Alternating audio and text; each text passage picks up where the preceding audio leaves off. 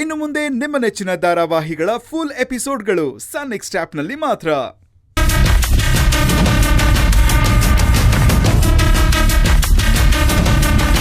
ನನಗೆ ಗೊತ್ತಿಲ್ಲದ ಹಾಗೆ ನಮ್ಮ ಕಂಪ್ನಿಗೆ ಬಂದು ಸೇರ್ಕೊಂಡ್ಲು.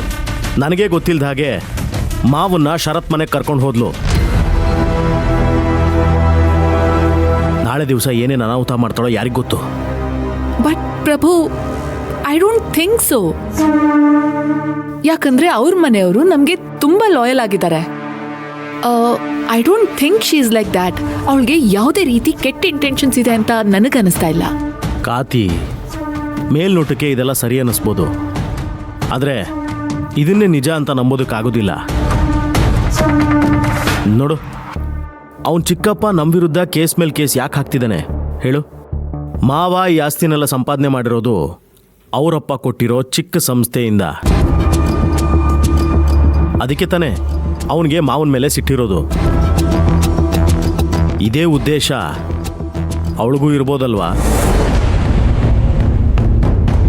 ಅವಳು ಅಪ್ರೋಚ್ ಮಾಡ್ತಿರೋ ರೀತಿ ಬೇರೆ ಥರ ಇರ್ಬೋದು, ಒಪ್ಕೋತೀನಿ. ಆದರೆ ಈ ಮನೆ ಗಂಡು ಮಕ್ಕಳಿಗೆ ಯಾವುದೇ ರೀತಿ ಜವಾಬ್ದಾರಿ ಇಲ್ಲ. ಜವಾಬ್ದಾರಿ ತಗೋತಿರೋದು ನಾನೇ. ನನ್ನನ್ನೇ ನ್ಯೂಟ್ರಲ್ ಮಾಡಿಬಿಟ್ರೆ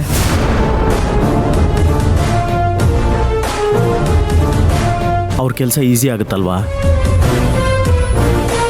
ಅವ್ರ ಪ್ಲ್ಯಾನ್ ಇದೇ ಇರ್ಬೋದು ಅಲ್ವಾ? ಯೋಚನೆ ಮಾಡು.